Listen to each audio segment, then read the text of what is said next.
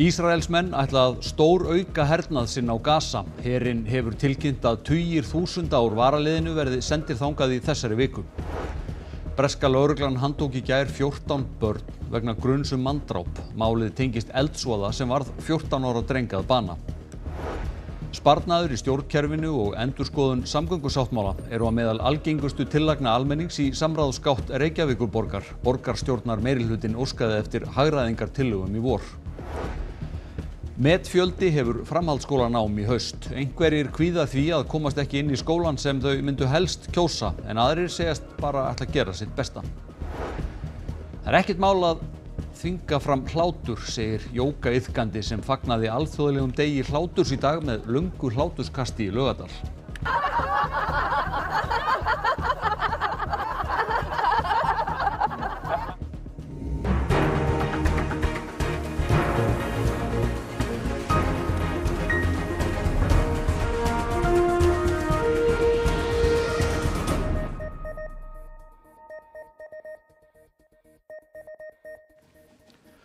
Gott kvöld.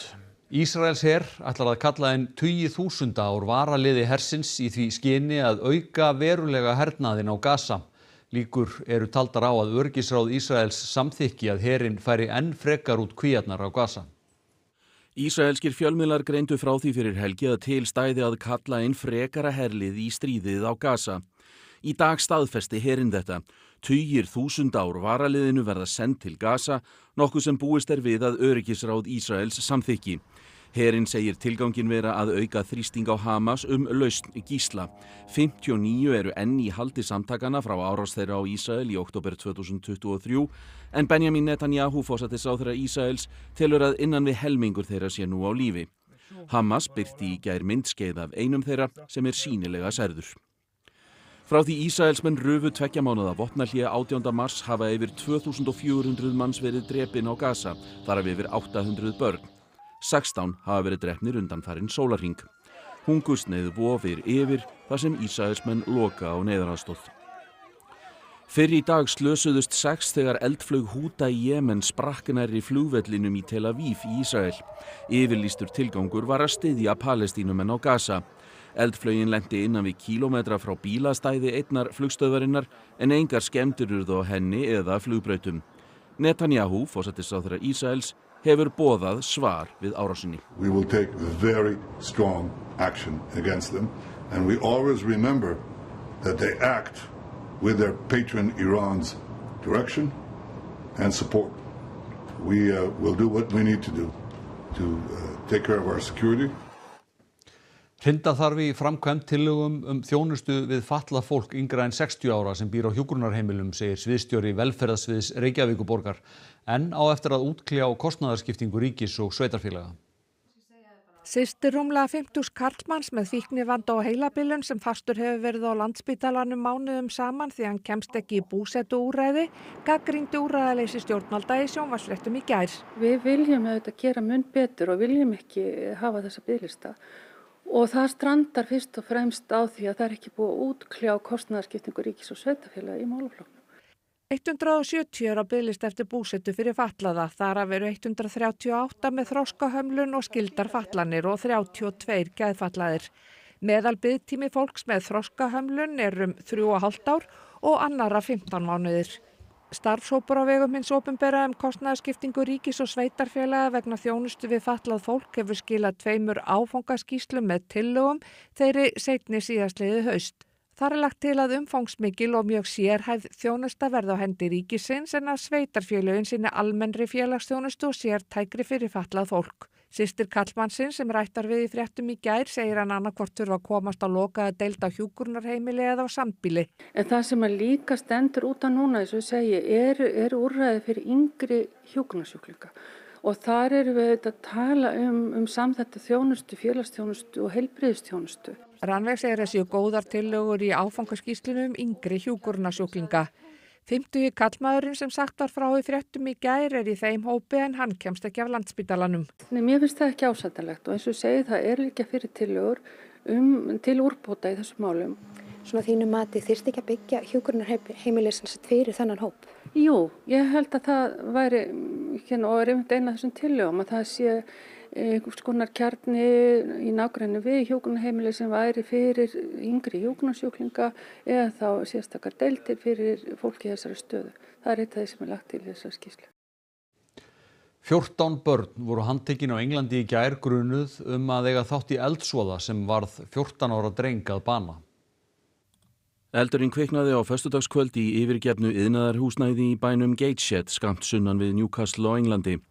Húsnæðið hafði staðið ónotað í nokkur ár og töluvert verið að börn færu þar inn og kveiktu jafnvel eld. Nágrannar segja þennan eld hins vegar hafa verið mun stærri en þá fyrri.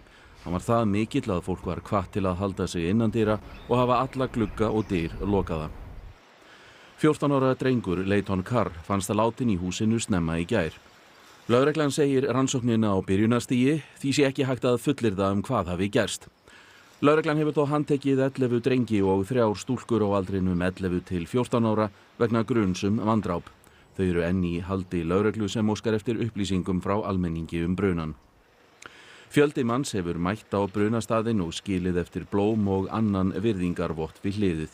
Samfélagið í miklu áfalli. Búið að setja af stað söfnun fyrir fjölskyldu drengsins. Færri borgarfulltrúar, færri embættismenn en minna útvistun verkefna. Þetta er meðal nokkur hundruð sparnaðartillagna sem hafa borist í samráðsgátt Reykjavíkurborgar. Margir vilja endurskoða borgarlínuna og hætta gæluverkefnum. Nýi meirihlutinn í borgarstjórn Reykjavíkur fetaði í fótspor ríkisstjórnarinnar og óskaði eftir hagræðingatillögum frá almenningi og starfsmönnum borgarinnar í vor og nú er frestur til að skila inn tillögum liðin. Ein algengasta tillagan er svo að borgarfulltrúum verði fækkað úr 23 niður í 15 en þannig voru þeir til ársins 2018. Til þess þyrfti að breyta lögum. Margir leggja til að laun borgarfulltrúa verði lækkuð og að embættismönnum verði fækkað. Einn fyrrverandi millistjórnandi hefur þetta að segja. Hjá borginni er of algengt að mál rati þverfaglegt, víðtækt, tímafrekt og dýrt samráðsferli innanhúss. Það er of algengt að millistjórnendur forðist erfiðar ákvarðanir. Á sama tíma er það algeng skoðun að útvistun verkefna auki kostnað. Aðstoðar leikskólastjóri leggur meðal annars til að hafðir verði húsverðir í leikskólum til að sinna ýmsum viðhaldsverkefnum í stað þess að fá verktaka í minnstu verk. Annar maður sem hefur unnið á 3 stöðum hjá borginni hefur þetta að segja. Að geyma eyrin en kasta krónunni virðist vera lögmál Reykjavíkur. Nánast alltaf þegar eitthvað bilar er kallaður út verktaki sem kemur seint og síðir, þykist laga hlutinn og rukkar auðvitað toppverð því þetta er Reykjavík að borga. Einu sem eru rukkaðir meira er ríkið. Margir vilja endurskoða samgöngusáttmála höfuðborgarsvæðisins og þá sérstaklega borgarlínu og Fossvogsbrú. Brúin á að rísa hér og tengja saman Kópavog og Reykjavík. Hún á að kosta 8 milljarða króna en fyrsta skóflustungan var tekin fyrr á þessu ári. Ítarlegustu tillögurnar koma frá borgarfulltrúum minnihlutans. Þórdís Lóa Þórhallsdóttir, oddviti Viðreisnar, leggur meðal annars til sölu eigna og að borgin leggi niður mannréttindaráð og stafrænt ráð. Þá leggur Magnea Gná Jóhannsdóttir, borgarfulltrúi Framsóknarflokksins, fram 27 tillögur, svo sem aukna útvistun, til dæmis á akstri strætó og sorphirðu og sameiningu heilbrigðiseftirlits við nágrannasveitarfélögin. Nú kemur það í hlut vinnuhóps borgarinnar að fara yfir tillögurnar og draga saman niðurstöður fyrir borgarstjórn. Já, og á endanum rata þessar tillögur á borð borgarfulltrúa meirihlutans og einn þeirra er Alexandra Brím, Pírati. Já, Alexandra, hvernig líst þér á þessar tillögur? Já, ég hlakka nú bara til að sjá hvað kemur út úr þessu. Ég sé að það eru 265 tillögur sem okkur hefur borist og ég sé þær ekki frekar en þið núna. Það eru ennþá flestar lokaðar, ég get skoðað þær sem eru opnar en ég hlakka bara til að sjá þegar starfsfólkið okkar er búið að taka þetta saman og svona sortera þetta aðeins fyrir okkur en ég er bara að hlakka til, það lítur vel út. Hvað á að hagræða fyrir mikið? Það er ekki í rauninni ákveðið fyrirfram en við auðvitað bara vonum að það verði einhver skynsamleg upphæð og ég sé strax á þessu sem eru opnar að það eru nú alveg nokkra skynsamlegar þarna inni þannig að eins og hver? Til dæmis bara með hvernig viðhaldsmálum á leikskólum er háttað og eitthvað svo leiðis. Ég held að þetta getur verið eitthvað að draga út einstaklingstillögur í viðtalið. Það er alveg sumt sniðugt annað sko. Núna eins og kom fram í þessari frétt þá eru svona ákveðin þemu í tillögunum. Það til dæmis mikið talað stjórnkerfið og svona innan úr kerfinu talað vill fólk meina að þar sé sóun, þið hljótið að taka þessu alvarlega? Augljóslega hljótum við að gera það og við bara skoðum hvað við getum gert. Ég enda að teka eftir því að þessum opnu að sumar þeirra virðast vera byggðar á annarkvort gömlum upplýsingum eða einhverjum misskilningi á allavega sumt í stjórnkerfinu en væntanlega eitthvað af þessu bara alveg rétt og ég bara hlakka til að skoða það og augljóslega tökum við það alvarlega ef það eru mjög margir sem hafa áhyggjur af þessum hlutum og bara skoðum það. Nú erum við hér á Hlemmi, hér á borgarlínan að keyra eftir nokkur ár. Það eru margir sem að tala samgöngumálin. Ætlið þið eitthvað að breyta kúrs þar? Í rauninni ekki en það sem er að gerast núna er að við erum að taka nýja leiðakerfið í notkun sem er svolítið forveri borgarlínunar. Það verða tíðari ferðir og betra leiðakerfi og það ætti að koma bara á þessu ári. Og svo náttúrulega bara er borgarlínan á plani loksins eftir að búið að klára endurskoðun á samkomulaginu og við erum búin að stofna núna almenningssamgöngur OHF með ríkinu og hinu sveitarfélögunum, þannig að þetta er bara á kúrs og ég held að það veri svona pínu galið af okkur að hætta við núna þegar þetta er loksins að fara að gerast. Akkurat, takk fyrir þetta Alexandra Brím, við látum þessu loki hérna af Hlemmi. Já, takk fyrir þetta, Alexander. Það verið í önnur mál, stúlka frá hernumdu svæði í Úkraínu beið þar til eftir 18 ára afmælistaginn með að flýja þaðan. Fjölskylda hennar styður innrásarlið Rússa. Hún bjó í borginni Makivka í Donetsk héraði sem aðskilnaðarsinnar studdir af Rússlandi tóku yfir í trássi við alþjóðalög 2014. Vegna viðhorfa foreldra sinna þurfti hún að leyna stuðningi sínum við Úkraínu í innrásarstríðinu. Ця окупація, я навіть спам'ятати не хочу.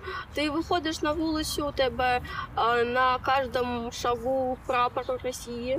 Батьки підтримують ту сторону, і у нас було багато ссор за це, тому що вони казали, що ти робиш, це вбивці. Мені було неприємно це слухати. Stúlkan kemur ekki fram undir nafni. Hún byrjaði að skipuleggja flótta frá Makivka fyrir 18 ára afmælistaginn sem var í mars. Hún sagði foreldrum sínum að hún ætlaði til hafnarborgarinnar Taganrog í Rússlandi og fagna afmælinu þar með vinum, en flúði þess í stað til Sumi með aðstoð sjálfboðaliða. Коли я приходила у границю, я просто плакала. Спочатку я просто плакала до того, як я побачила людей з ЗСУ, які мені допомагали чемодани вести. Я просто плакала, тому що я не вірила. Sem stendur býr hún á heimavist í Sumi og hefur látið foreldra sína vita. Þau reynda að fá hana til að snúa tilbaka og fara í háskólanám í Moskvu, en hún ætlar að vera kyrrt í Úkraínu og fara í háskóla þar. Хвилююсь просто. У мене мрія зробити паспорт і доказати всім, що я громадянка України. Donald Trump, Bandaríkjaforseti, segist ekki viss að hann verði að hlíta bandarísku stjórnarskránni. Trump var í viðtali á sjónvarpsstöðinni NBC þar sem hann fór víðan völl. Hann útilokaði meðal annars ekki hernað á Grænlandi og sagðist ekki stefna á að taka eitt kjörtímabil í viðbót sem forseti. Þá vildi hann ekki taka undir það sem allir sem dveldu í Bandaríkjunum ættu skilið að fá réttláta málsmeðferð þótt þeir væru bandarískir ríkisborgarar. We have thousands of people that are some murderers and some drug dealers and some of the worst people on earth. Some of the worst, most dangerous people on earth. And I was elected to get them the hell out of here, and the courts are holding me from doing it. But even given those numbers that you're talking about, don't you need to uphold the Constitution of the United States as president? I don't know. I have to respond by saying again, I have brilliant lawyers that work for me. And they are going to obviously follow what the Supreme Court said. What you said is not what I heard the Supreme Court said. They have a different interpretation. Fiskimjölsverksmiðjur brenndu meira en 25 milljónum lítra af olíu í fyrra vegna þess að þær fengu ekki rafmagn á kallana. Formaður samtaka fiskimjölsframleiðenda telur að þegar lítið vatn er í uppistöðulónunum ættu bræðslurnar að fá í það minnsta hluta orkunar. Hjá síldarvinnslunni í Neskaupstað er verið að bræða kolmuna í lýsi og mjöl. Í brennara klefanum nýtist rafskauta ketillin ekki nema takmarkað, á meðan olíukatlarnir eru á fullu. 1 olíulítri dugir í 2 sekúndur. Orkunótkun í bræðslum sveiflast mjög og því gátu þær keypt það sem kallað er skerðanleg raforka. Forgangsorka myndi nýtast illa á reyna stýr, því í stoppum þurfa bræðslurnar ekki orkuna. En fyrir bráðum 2 árum lokaði Landsvirkjun á sölu skerðanlegrar orku, því lítið var í miðlunarlónum. Á síðasta ári notaði verksmiðjan hérna yfir 6 milljónir lítra yfir árið, þannig að þetta er heilmikið kolefnisspor og verksmiðjurnar vilja heilt yfir vera á rafmagni, menn vilja klálega reyna að nota þessi innlendu orkugjafa. Batnivastaðan í lónum er aldrei að vita nema Landsvirkjun fari aftur að selja rafmagn í bræðslurnar og fundað verður miðjan maí. Hálslón Kárahnjúkavirkjunar og Blöndulón eru nú reyndar langt yfir meðallagi. Þórisvatn er betra en í fyrra en þó undir meðallagi. Hafþór telur að finna mætti lausnir til að tryggja bræðslum þó ekki væri nema hluta raforkunar sem þær þurfa. Mögulega mætti skerða oftar í stað þess að loka á sölu alfarið. Ég held að verksmiðjurnar væri ekki endilega tilbúnar að vera þannig að við myndum fá að keyra á rafmagni á nóttinu og olíu á daginn og vera endalaust að svissa á milli. Það er eflaust að komast niður á einhverja skynsamlega lausn. Þá mætti kalla fleiri orkufyrirtæki að verkefninu og úthluta bræðslum sameiginlegu orkumagni sem þær deildu. Já, ég held að væri til bóta ef allir orkuframleiðendurnir gætu með einhverjum hætti búið til svona púlju með Landsvirkjun og þá stutt við það, ef að lónstaðan er slæm þá er ekki endilega slæmt orkuáhrif öllum. Árgangurinn sem hefur framhaldsskólanám í haust er sá stærsti til þessa. Námsráðgjafi segir að krakkarnir þurfi að vera raunsæir. Það fái aldrei allir fyrsta val. Erfið ákvörðun blasir við þeim sem að klára 10. bekk í vor. Hvert er næsta skref? Ég var bara að skoða alla skóla, bara að sjá alla möguleika. Þessi ungmenni hafa áhuga á menntaskólanum í Kópavogi. Mér langar svolítið mikið að fara afreksbrautina. Ég er mikið áhuga að komast langt í íþróttum. Möguleikarnir eru margir, bæði skólarnir og námsbrautirnar. Ekki flestir að fara á bóknámsbrautina. Og það eru krakkarnir líka. Árgangurinn sem er á leið í menntaskóla er sá fjölmennasti til þessa. Yfir 5.000 börn fæddust árið 2009 og er því hætt við að það fá ekki allir það sem þeir vilja. Þannig að ég held að geti séð sig alveg á fleiri en einum stað. Og þú veist, það fá aldrei allir fyrsta val. Í MK eru teknirinn 250 nýnemar. Við vorum að fá í fyrra hátt í, held ég, 700 umsóknir og verður það meira eða minna, veit ég ekki. Þannig að já, ég veit áhyggjur að því að margir sé að sækja skóla sem þau komast ekki inn í. Það hafa alltaf verið margir að sækja hérna og ég er hrædd að segja kannski og margir núna. Ég vissi ekki eins og það væri margir okkur árgangur, þannig að ég er eiginlega ekkert pæli. Já, alveg svolítið því að sérstaklega í fyrra þá var alveg minna en 50% sem komst inn í hana skóla sem sótti um. Nei, ég held að það muni bara ganga vel, sko. Svona smá, ekkert eitthvað svakalega, bara svona smá. Nemendur sem er að koma upp á grunnskóla, þau verða að vera líka svolítið raunsæ, þau þurfa að skoða svolítið sína möguleika vel, velja skóla í 1 og 2 og þau geta valið 3. skóla líka núna, allt eftir því hvað þau geta hugsað sér að vera og máta sér vel inn í þessa skóla. Hvað gerir þú kemst ekki? Reyni bara að fara í annan skóla, örugglega FG eða eitthvað þannig. En það var ekki möguleika að fjölga plássum hér til dæmis? Það er spurningu fjármagn, það er spurningu örugglega líka bara pláss í skólastofunni. Í fyrra lentum við í því að við áttum bara ekki fleiri sæti. Það var bara uppselt í raun og veru og ég á vona því að það verði þannig líka núna. Og ef það á að skera niður til dæmis núna til framhaldsskólana þá er það kannski rosalega óheppilegu tími á meðan við hvað við erum að fá inn stóran árgang. Af því það kallar bara á fleiri skólastofur, fleiri sæti og fleiri kennara. Hefur þú áhyggjur af þessu? Nei, ekkert rosa mikið. Ég er alveg með ágætar einhvern eins og þér, sko. Já, alveg eitthvað, sko. En þú veist, ég bara gerir alltaf mitt besta. Alþjóðlegur dagur hlátursins er í dag. Deginu var fagnað með hláturstund við gömlu þvottalaugarnar í Laugardalnum. Rétt upp hönd, hver þekkir hláturjóga? Get ég þekkt það? Og við hlæjum af því að ætlum okkur að hlæja. Þá gerist ýmislegt í líkamanum. Það myndast endorfín sem eru gleðigjafi og við förum hérna glöð og hamingjusöm. Eru þið tilbúin? Já, og hó, hó, ha, ha, ha, hó, hó, ha, ha, ha, hó, hó, ha, ha, ha. Hláturjókur er alveg dásamlegt að hlæja. Það eykur endorfín í líkamannum og gerir mann alveg rosalega glaðan. Er ekkert erfitt að þvinga svona fram hlátur? Nei, ekki þegar maður er orðinn svona svolítið vanur. Það er svolítið erfitt fyrst, þá er eins og maður sé að svona gerfi eitthvað, en þetta verður allt mjög náttúrulegt.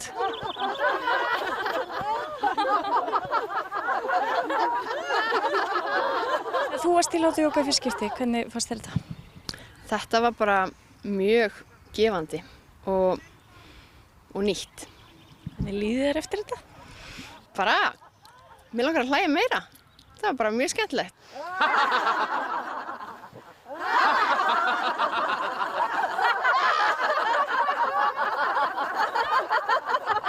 Ætlarðu aftur í hláturjóga? Alveg pottþétt, sko. Og við bara pössum okkur að hella okkur ekki niður og verðum að ganga rólega en við hlæjum svolítið þegar við fáum okkur sopa.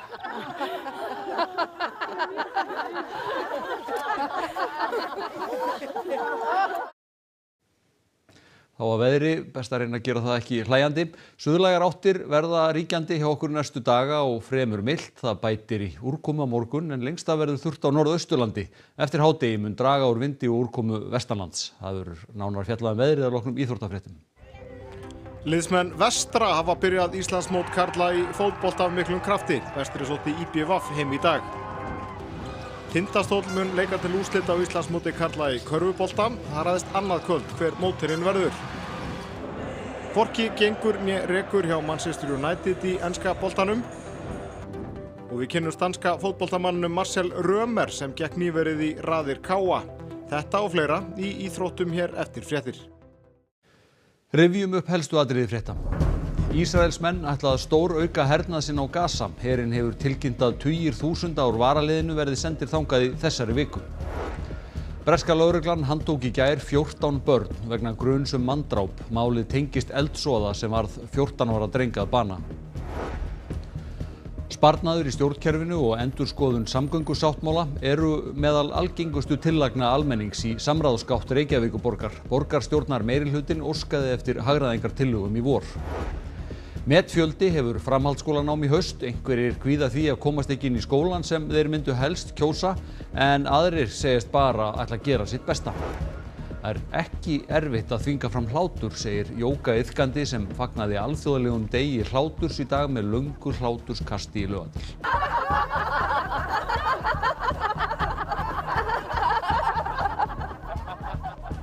Næstu fréttir verða sagðar í útvarpi klukkan 10 í kvöld og vefurinn rúv.is er uppfærður allan sólarhringinn. Þessum fréttatíma er lokið. Takk fyrir samfylgdina helgina. Verið sæl.